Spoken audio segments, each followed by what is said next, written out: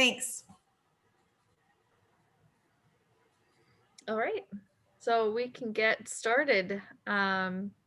Sarah, do you want to pull up the agenda so we can all reference it and then we can do the whole, or do you want to do roll call first?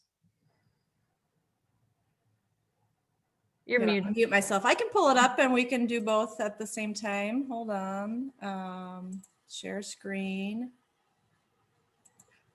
Oh, Randy, IT issue. I think you need to make me the co-host so I can share my screen.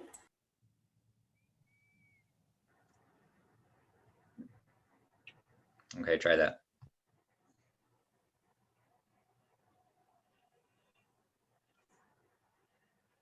Awesome. Right. Okay, here's our agenda and we can see our small group on the side. All right. Okay, so we'll call the meeting to order.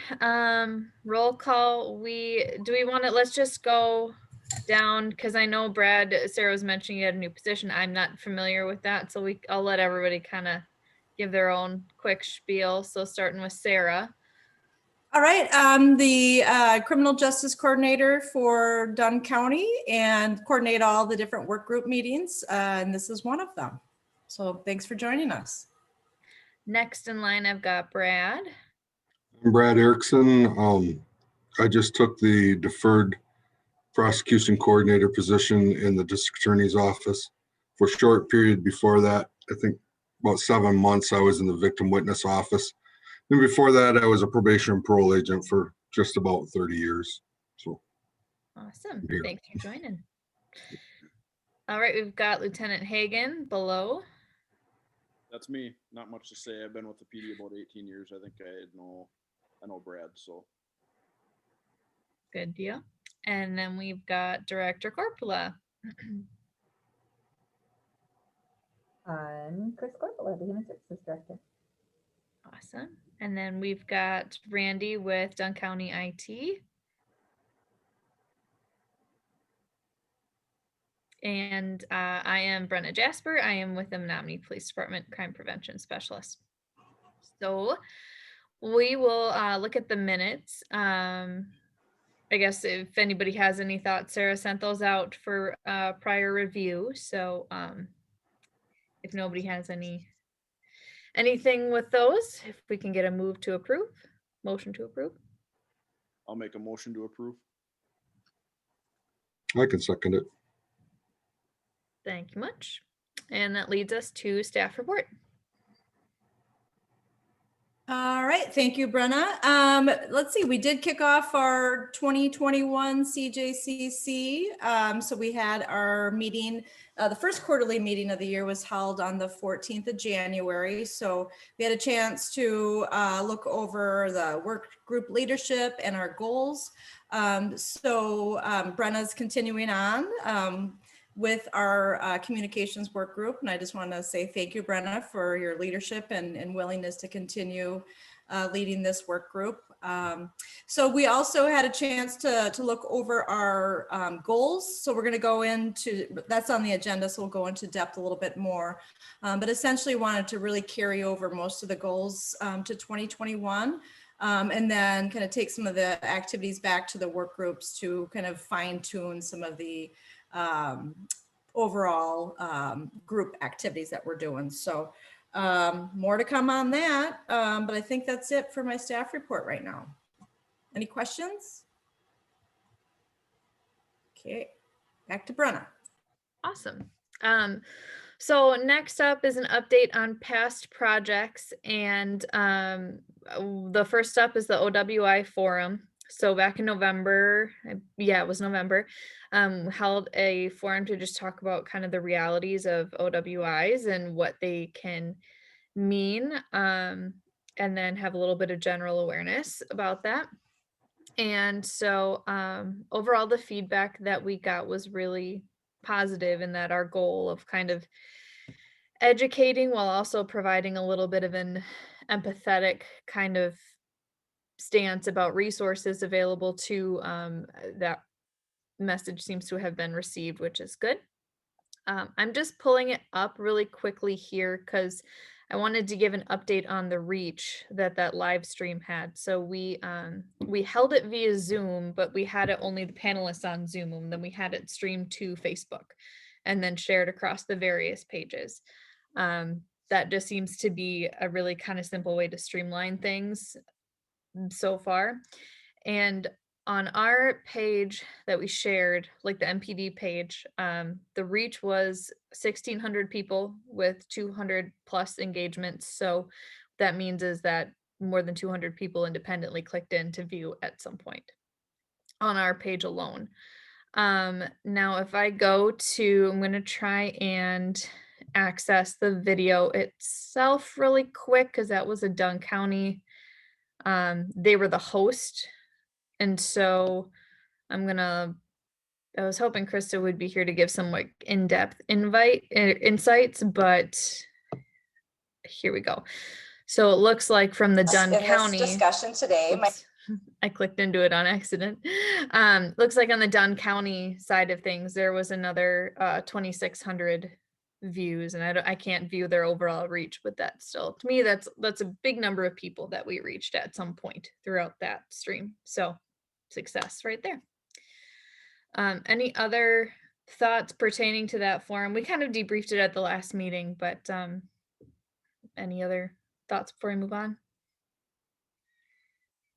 No? Okie doke.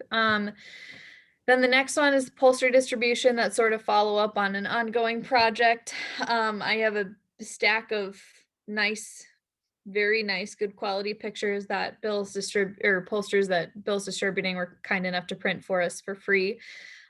These posters just talk about, again, the realities of OWIs and then some local resources. And there's a QR code that links to a page on the Dunn County website that has an ongoing list of taxi resources, ways to get rides, that kind of thing, a safe ride home so people aren't drinking and driving.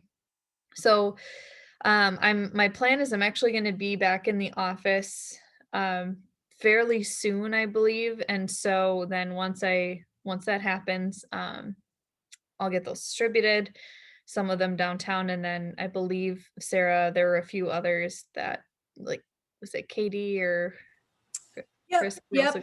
We took that list of alcohol establishments, about 83 of them, and carved it out. So you have a stack, Chris Corpola has a stack, Katie has a stack, and I have a stack. So I think we're probably all in. I know I still have some that need to get distributed. I'm not sure about Katie or Chris, but at least everybody has them, and we can start sprinkling them out in the community when we're out and about doing things. But hoping to get at least one, and some of them we've got more than one. I think for the in-town establishments, 2 posters, and a smaller, who to call for a safe ride home.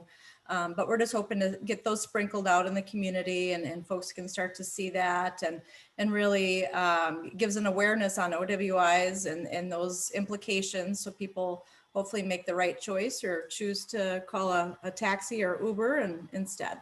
Mm-hmm. Yep. So moving on from the posters, the next step would be the 2021 work group goals and brainstorming ideas. So Sarah, do you want to kind of give an overview of the larger CJCC group kind of goals and discussion and how that factors in here? You bet. I am going to switch shares. So you should see my screen that has, and I apologize for not sending this out with the group. I made kind of shorter goals for the other work group, shorter lists. But overall, the goals for our council, typically each year we kind of come up with new goals, or depending on the chair's prerogative, come up with some different ideas. But for continuity, and a lot of these projects are longer term projects, we wanted to keep things kind of consistently moving ahead. So the goals for the council, since we spent a lot of time on this at the beginning of last year, it was an agreement to carry these forward. So the overall goals really is focused on that community safety, reducing recidivism, reducing the costs across the system and then reducing the harm and loss that comes to individuals, whether they're a crime victim or that family of that perhaps perpetrator, and then our whole community really kind of feels that impact. So those are the overarching goals of the council, and all the work group kind of activities kind of fall under there. As far as the strategies, we want to be using evidence-based decision making, and we want to be looking for areas to improve in our system. We want to maximize the use of evidence-based practices. We want to operate collaboratively, and we want to continue to learn and improve our system based on the data and best practices and education. And enhance community stakeholder communication and knowledge. And that really is the kind of the big one for this work group, being the communications work group. And this work group came out of really the need for us to kind of hone our message and work together and share what we're, all the different agencies and organizations are working on. So more particular for communications work group, so these were essentially the 2021 goals that we've moved ahead to 2020. And this is, you know, on the agenda for us to discuss to see if we want to kind of brainstorm more details on these things. If we want to move things ahead or not. So I'm just kind of laying the groundwork here. But we want, you know, for a goal for last year and to carry it over for discussion is to plan 1 to 2 community forums. You know, last year we had a normal start to the year, and then COVID kind of struck and it really changed how we were doing business. So while we maybe planned to have those in-person forums, it actually worked pretty well to have that complete virtual forum, as we just heard from some of the reach numbers. But we're looking to do that again this year. Don't really have a title or topic kind of identified at this point, but it seems to be well received, and it really gets us working together in new ways. So we also want to continue to update and publish the CJCC Master Book annually. So our CJCC report to the county board is going to be in March, and typically that kind of report goes into what our master playbook is. We really want to record all of our activities and all the different things that we're doing in each year as part of our archive, but then it also gives us that history of what we've done and what we've worked on as we're moving forward. We also want to do our coordinated public relations messaging. So I did put a draft of 2020 together in our packet, and we're going to talk about that more down the line on the agenda as well, but we want to continue that. And then the fourth is to explore communication tools to inform and engage stakeholders, agency staff, and the cross work that we're doing in our work groups and in the agencies. So that goal is kind of less defined. We did kind of take a look at that last year at the beginning of the year as far as how we're communicating and the different tools. So that one's also up for discussion if we want to take a deeper look, or we're okay. So, but those are, I guess, the suggested activities for this this work group, but we're going to have a discussion. So I'm going to turn it over to Brenna to lead that off. Thanks, Sarah. So she did a nice job of kind of giving an overview. We discussed a bit, especially with not knowing exactly what the future holds with COVID. I think any forum we would plan would best be served to be, you know, kind of in the same time frame when we did it this year or previous years, you know, late summer, early fall kind of time frame, just to give things time to pan out a little bit, unless there's a more immediate need, is my kind of initial thought. And especially since people are virtualed out, I think once the weather gets nice, and they might be re-engaged again a little bit. But that's just kind of my first blush thought with that. And then so the coordinated public relations messaging too, she had attach that. We'll review that later to kind of just go look at and make sure there's nothing that we're missing. But I wanted to kind of open it up for discussion in case anybody had any ideas or kind of new pursuits that we should look at. One thing I did talk with Sarah about too is that, this year we're really going to be kind of promoting Project Hope, which is the initiative that Chief Atkinson has been developing for a while and working with many agencies, probably most of you in some capacity, to get off the ground. And so actually at the beginning part of this year, I'm going to coordinate a virtual kind of kickoff thing with him to just educate the community about it, because there's a lot that goes into it that most people probably don't know. And so I think with that, there's a real opportunity, because to me that the concept of prevention with the end game of reducing recidivism and having a safer community ties in directly with the CJCC in a pretty neat way. So it would be nice to support that as well, because it is an effort that many agencies will be involved in too. But that's just kind of my first blush thoughts when we get looking at this stuff. So does anybody else have anything they want to throw out there? So I was thinking that offering that we certainly could do a traditional community forum. I don't know that we should ever go back to an in-person.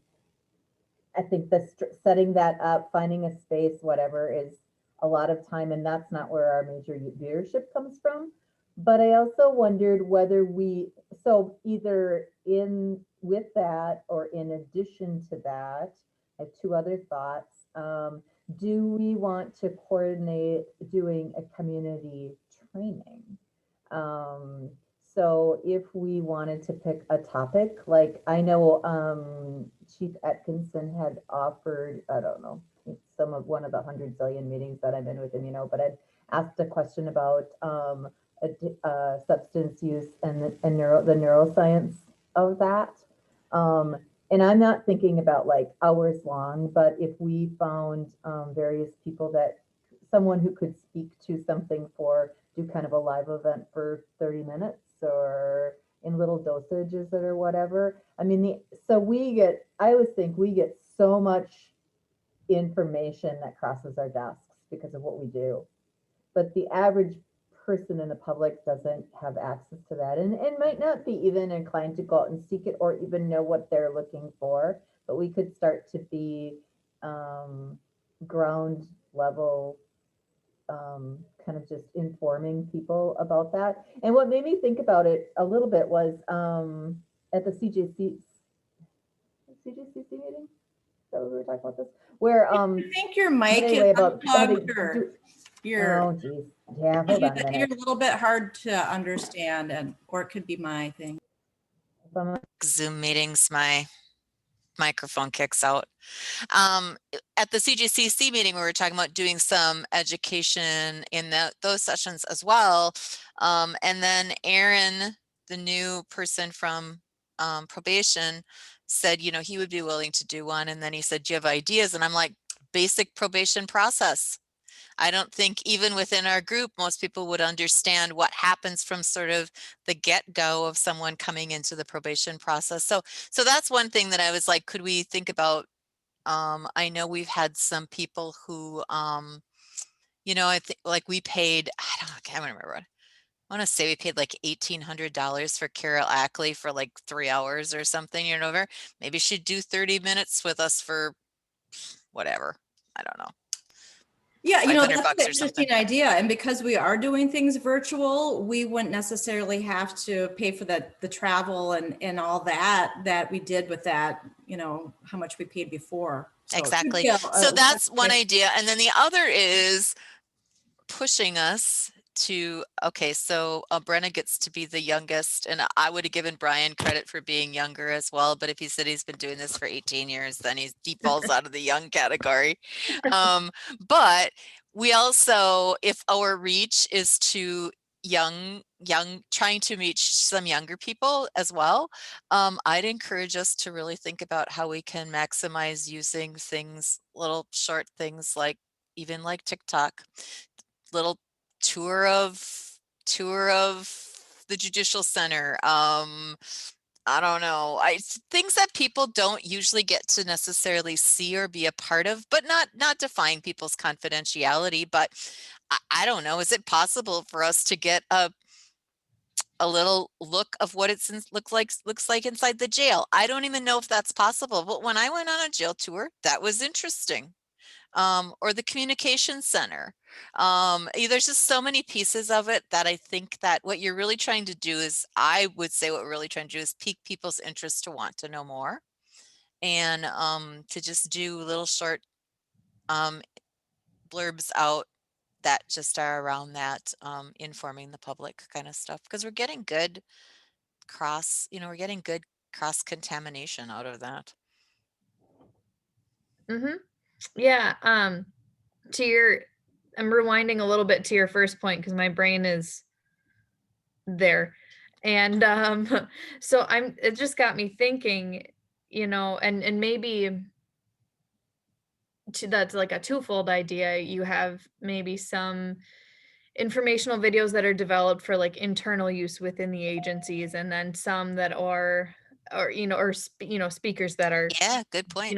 for internal use, and then some, oops, sorry, spammers calling my phone. And some for public consumption, and the ones that are, especially if it's tied into something like substance use, I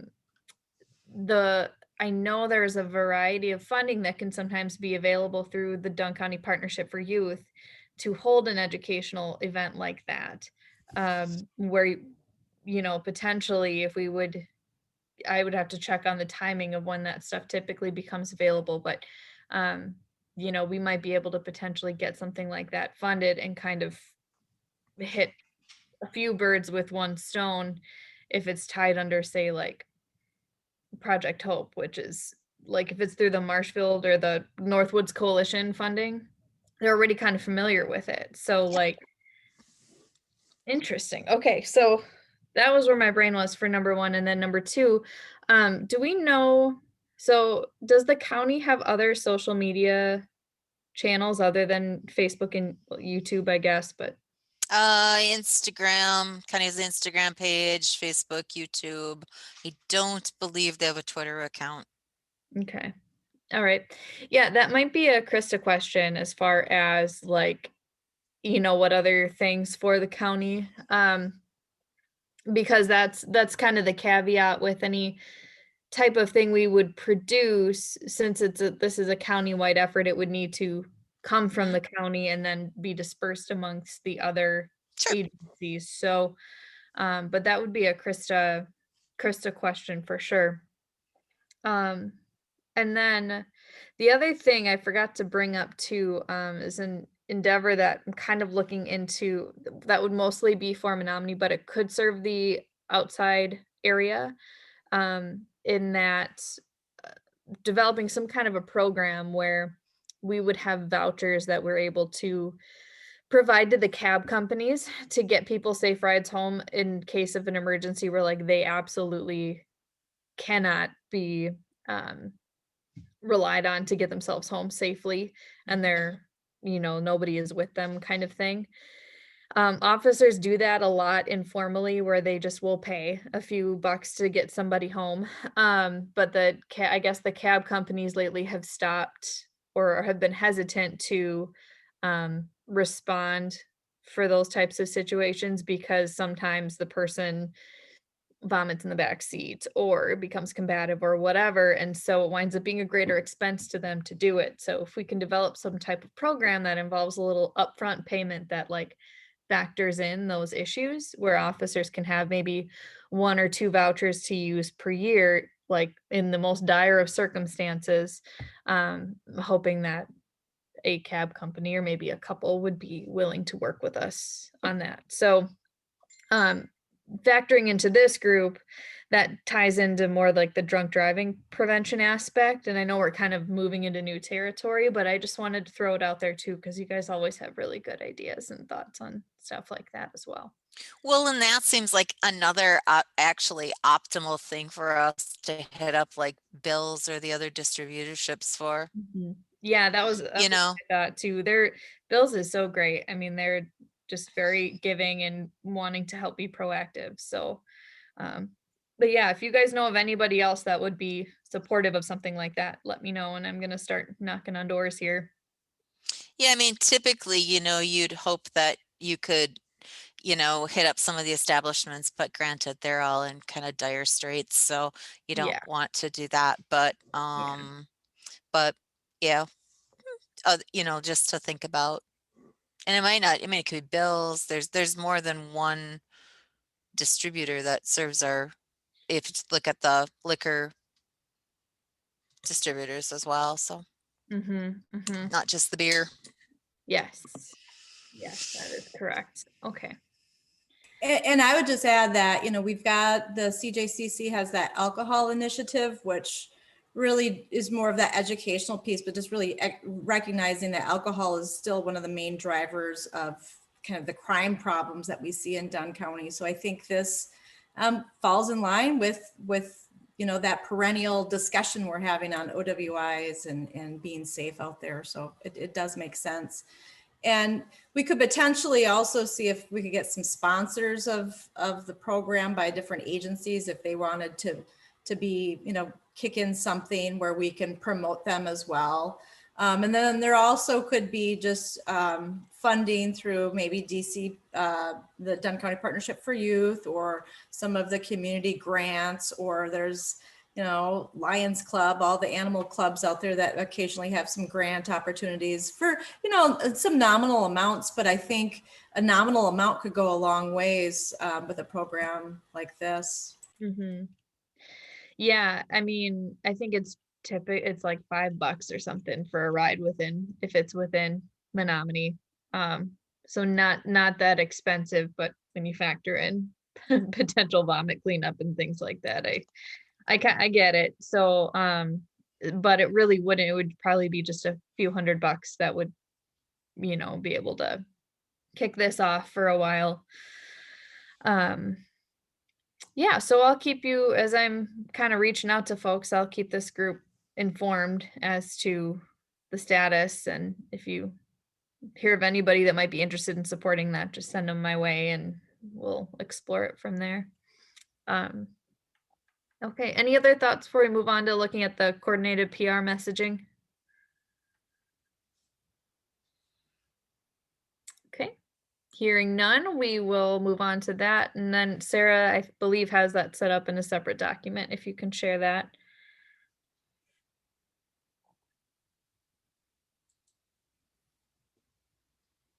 I also have to apologize for like the brightness of my room. I have discovered that when I try to have a virtual background on for too long, it messes up everybody's video streaming capabilities. It like jams it for everybody somehow. So yeah. Okay, so here it is. Sarah has it broken up by month. I would say just right away looking at January, there's going to be some additional coordinated messaging on human trafficking that we're going to put out with the Bridge to Hope yet this week before January ends, because it's Human Trafficking Awareness Month. And yeah, there's a lot of misinformation about that floats around. So Yeah, I would say I appreciated last week's post about Dick's. Poor Dick's. They got so many calls that day, and initially I was gonna wait to put something out until the next day, and then it just reached a point where it was like, the longer this goes on, the worse it's gonna be without somebody saying something. So yeah, and Sarah's looking at us confused. She's on social media. So I'm really confused about what's going on. I missed it. I mean, as far as I know, they're looking into it still, but it's just another case of people taking something that's totally unrelated to human trafficking and then making it, this has to be human trafficking, because of this whole theory of like human trafficking happens because people are snatched from a parking lot, and not, which isn't large. I mean, it obviously has happened a time or two, but like largely it's people being groomed over time by people they know or in risky situations, and it's damaging to the actual cause. So that post, I was trying to tread the line of like, okay, here's the incident facts, and then also here's the actual resource, the Bridge to Hope, that is like, who really people should defer to. So we're going to, this week, we just did a presentation on trafficking, the PD and the Bridge on Friday. And so this week we're coming together again to put out some additional joint messaging. So I remember, so what goes around comes around, and when you've been around this for 100 million years, you know that, there's nothing new. But so people have been forever afraid before the term of human trafficking came into being that their kids were going to get abducted.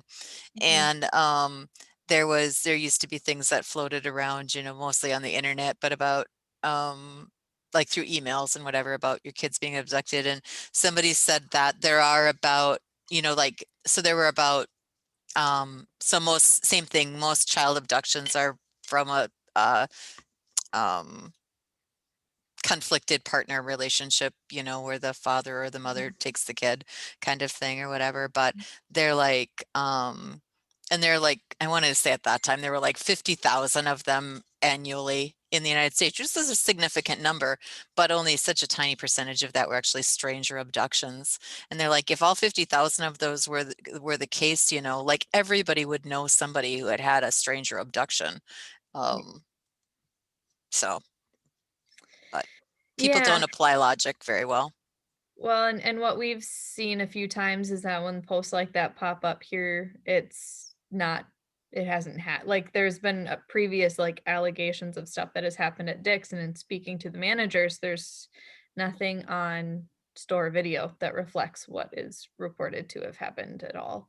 And there's a variety of reasons why that happens. And then the other piece of it is, I think people largely confuse with other, if somebody's walking behind you in a store, it's probably more likely they want to grab your purse or something like that than they want to grab you.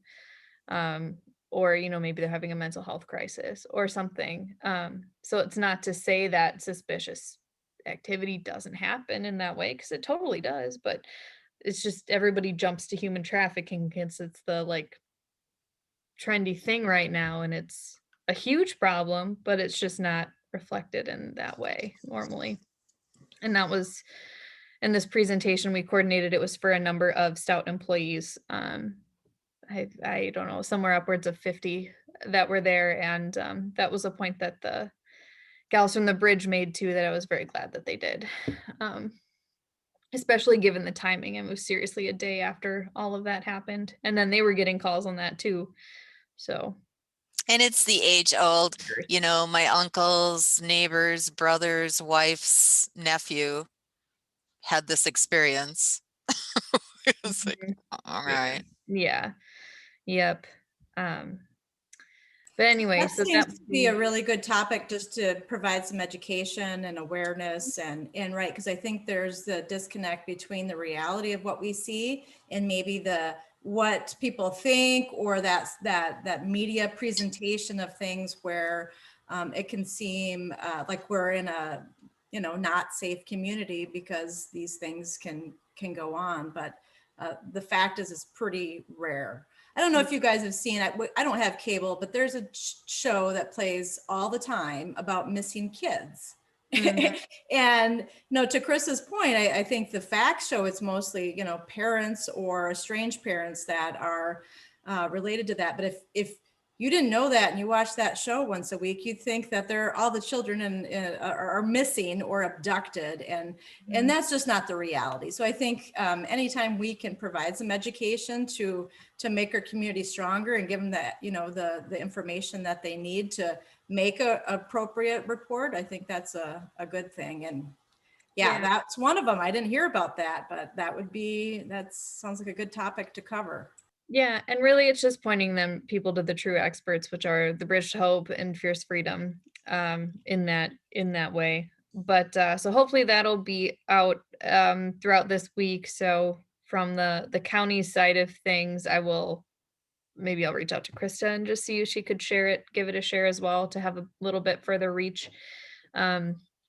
But since January is Human Trafficking Awareness Month, I think it makes sense to add it to the calendar just in general too, for future years, because it's going to keep, it's a huge industry. It's always going to be something that should be discussed. So, and then, so the alcohol initiative piece is on for every month, just sort of recurring to address. So February looks like ice fishing and snowmobiling safety. We'd put out some information on a previous year about just some, I think, fines that can accumulate with snowmobiling. And actually, it is another timely piece because I know it was, again, I saw it on social media initially, but then in reviewing reports, there's somebody just yesterday who was snowmobiling on the river where the ice is not thick enough and it's not frozen enough to support it. And I mean, I think they wound up being okay, but it's still pretty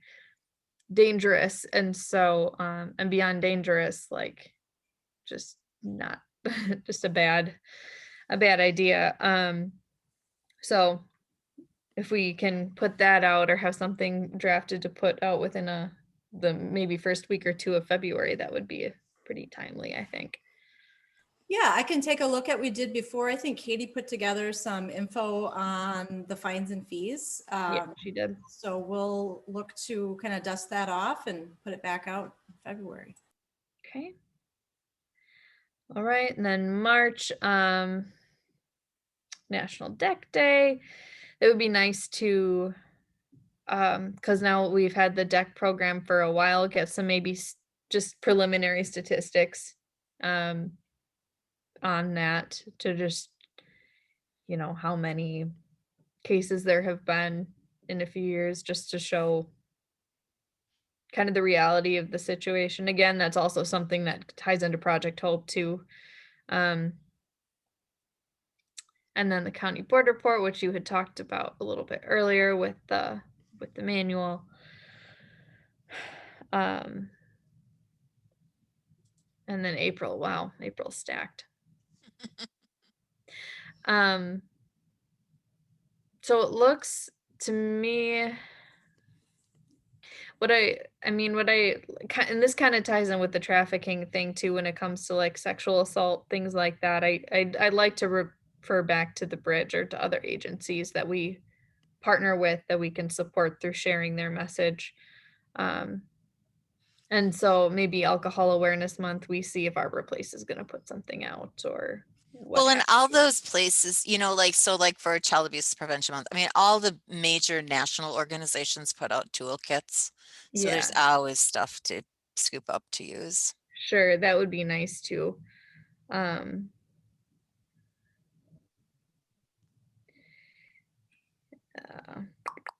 Then May again, it's a wow, quite a bit. To me, at least, we get into the summer, it doesn't look like anything is missing right now, but once we get closer, there might be something we want to include in there. So anything that anyone is seeing that's glaringly missing, or that we should be kind of promoting or boosting, a lot of it is just kind of bringing awareness to these different causes, different situations.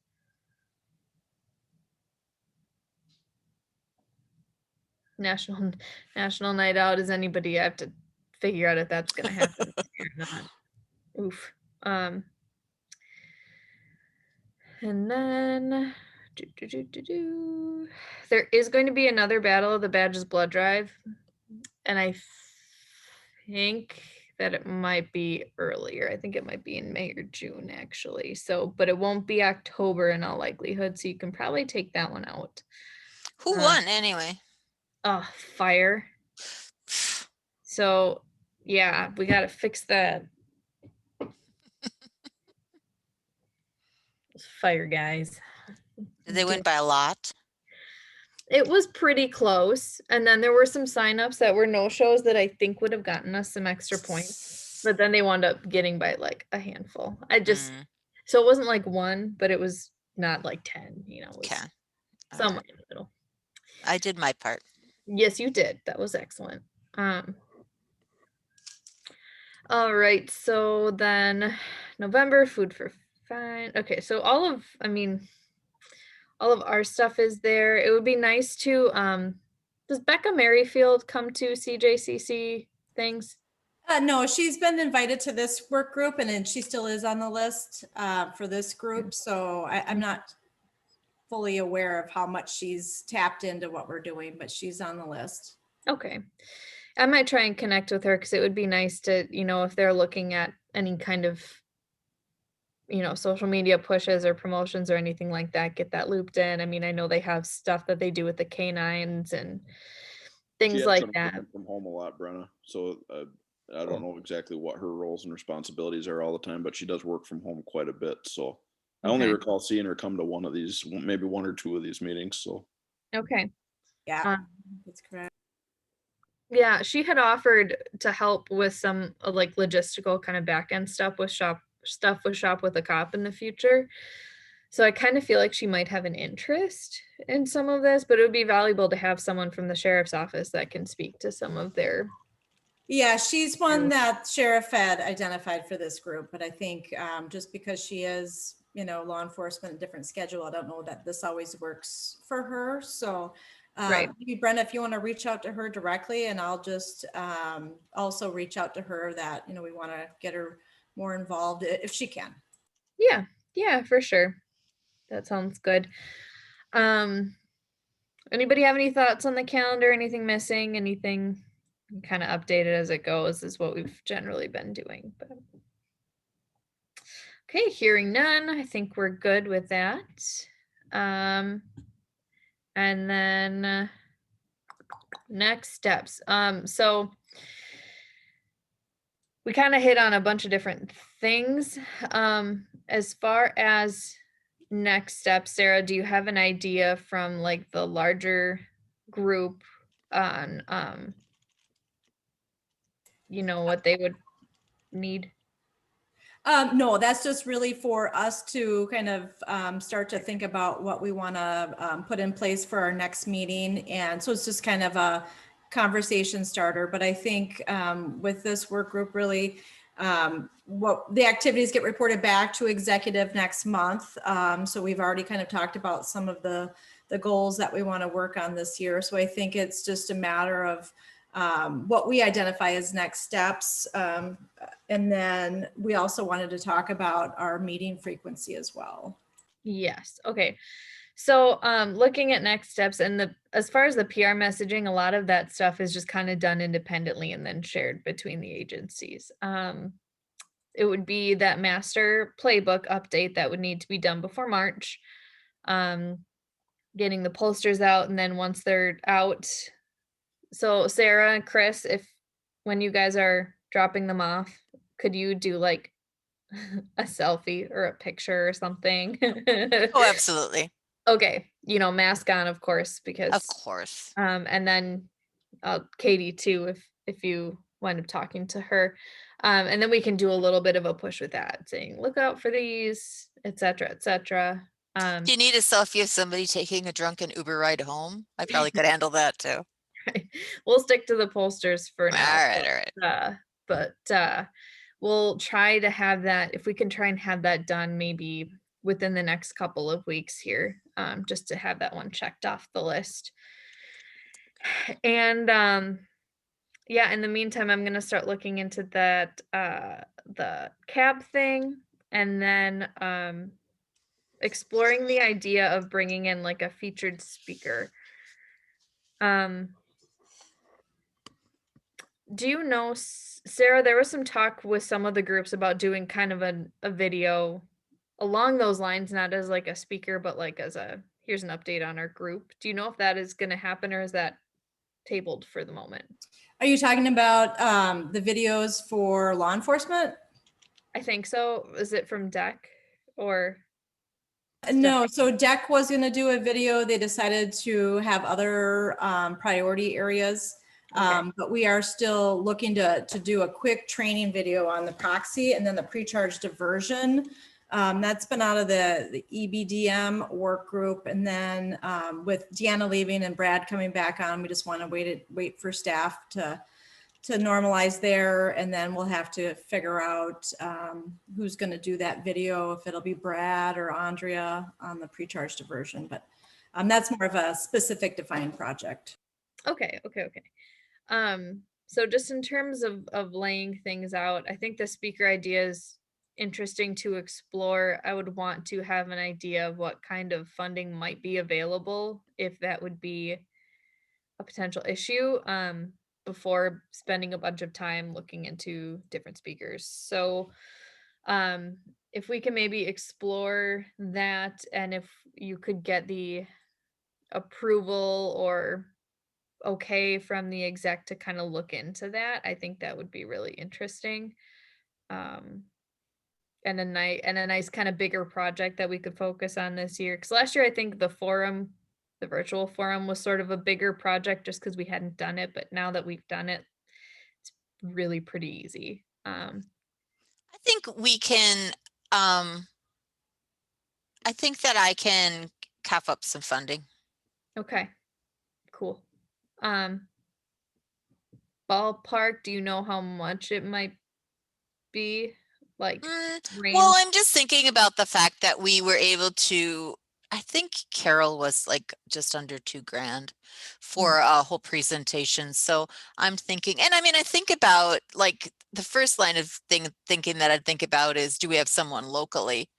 You know, like even, this would be a shorter one, but even like Dr. Bassett's presentation the other week about medication assisted treatment was very interesting. And that, you know, but I mean, but from a broader, do we have someone locally? Do we have somebody regionally? But then, yeah, I mean, I think we can easily come up with $1,000 if we needed to. I mean, it'd be hard pressed to pay somebody $1,000 to do 30 minutes for us, but if they did an hour, I might think about it. Sure. Right, and that could depend on the topics that we want to cover, and then if there's speakers, you know, that we could tap into locally, or if it's something that we need to reach out to maybe have to pay for. Yep. Yeah, so if we can kind of do some research into that, that would be good. I might, yeah, just do a little bit of independent research between now and our next meeting. So in terms of frequency, Sarah and I were talking about the possibility of meeting every other month rather than every single month, especially there's a lot that we discussed that could also be handled over email for the month-to-month stuff. And so if we're working independently on a few things, wanted to run it by this group to see about waiting until possibly March for our next meeting. Yeah, we have a foundation kind of set of what we're doing. So I think that's fine from my perspective. I would agree with that. Great. Yeah, you know, this is definitely one of the smaller work groups, and we've got more defined projects. So it does make sense that maybe we don't have to meet as often, but we can also pull together a meeting at any time. If we've got ideas and we've got things or a timeline, we can certainly put in more meetings as well. Do we need some kind of a motion to, you know, approve like discussing or anything via email and not like in this meeting format if it came up? I don't know this, as far as motions, the work groups are a little bit less formal. So I don't know if we need any special motions or things, but that could just be kind of as we move forward. If there's things that we need to get feedback, we can send it via email and get the group's input before, if we need that on things that come up. Okay. Yeah, that sounds good. So, so we'll plan to meet then in March, and then as far as setting a date, do we want to stick with this? What is it, the 3rd or 4th Monday?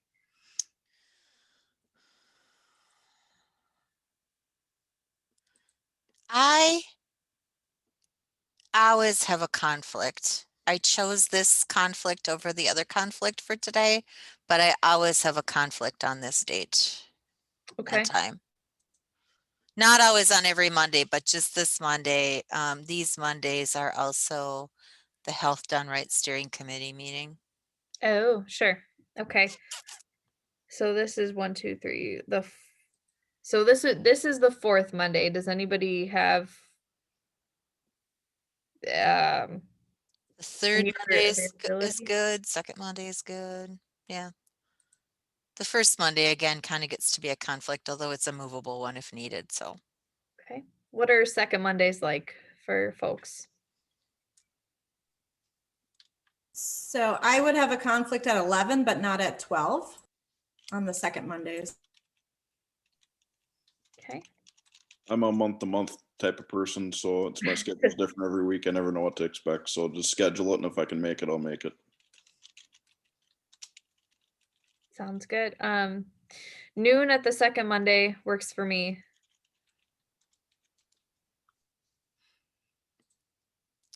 me too. Okay. I think I saw Brad nodding. Yeah. Should I Okay. make some meetings for the rest of the year or just this one at a time? Let's do one at a time, just because with everything changing so much, it's just a little bananas. So maybe everybody kind of pencil in the second Monday at noon, but just we'll discuss it and set an official date the meeting before. So we would be at the 8th Yep. in March. At noon, did you say? Yep.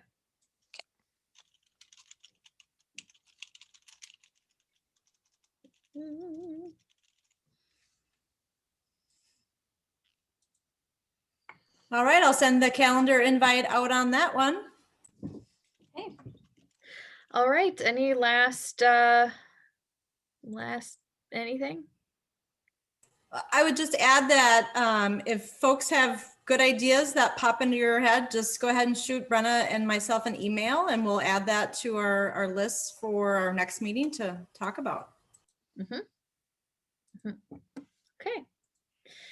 Well, I think that wraps it up, so we can adjourn. All right, thanks everybody. Thank you. Bye.